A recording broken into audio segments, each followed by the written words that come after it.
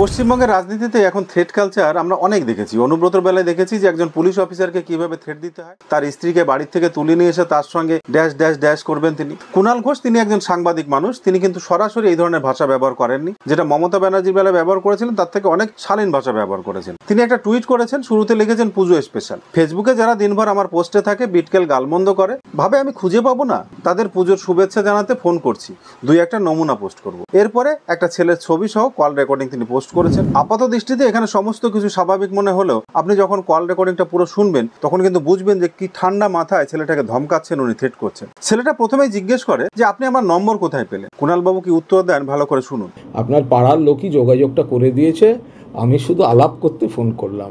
কুণালবাবু বলছেন যে তোমার পাড়ার আশেপাশেই ছেলেপেলেরা রয়েছে, তারা দিয়ে, সেই সঙ্গে ছেলেটার যে বাবার নাম, তার বাড়ি কোথায়, সেই ঠিকানাটা উনি এখানে রিভিল করেন। আপনার বাবার নাম বোধহয় গোপালবাবু, আপনি বোধহয় ডেবরা থানার পাশে থাকেন। এবার বলুন তো, ওনার যারা চেলা চামুন্ডা আছে তারা গিয়ে যদি ছেলেটার উপর আক্রমণ করে, হামলা করে, আর সেটাই করার চেষ্টা করাচ্ছেন উনি, মাঝখান থেকে ভালো ভাষা ব্যবহার করে উনি দায়টা এড়িয়ে যাবেন। এরপরে উনি যেটা করলেন যে থানা এবং পুলিশের ভয় দিলেন, ডেবরা থানার পাশে থাকো তুমি। আপনার বাবার নাম বোধহয় গোপালবাবু, আপনি বোধহয় ডেবরা থানার পাশে থাকেন।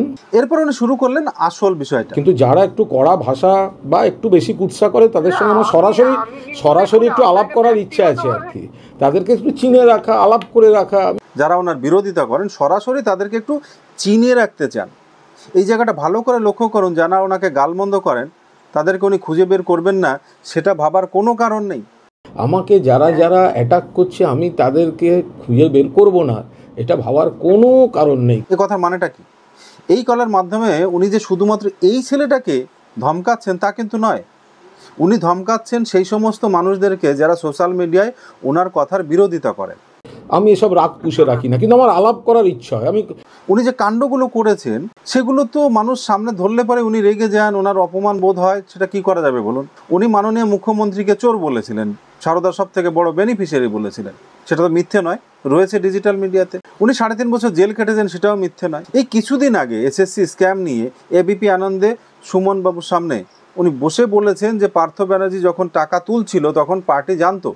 সেই কথাগুলোই যখন ওনার সামনে কেউ বলেন, উনি যখন কোনো পোস্ট করেন তার নিচে এই কথাগুলো চলে আসে যে আপনি যাকে চোর বলেছেন তাকে ডিফেন্ড করছেন। এবার কথোপকথনের শেষ দিকে এসে আপনি যখন শুনবেন তখন দেখবেন উনি আবার মনে করে দিচ্ছেন যে বিরোধিতা যারা করে তাদেরকে উনি খুঁজে পাবেন না, সেটা মনে করার কোনো কারণ নেই। তো ফলে আপনারই লোকজন নম্বর দিচ্ছে, আর কোত্থেকে পাবো আমি?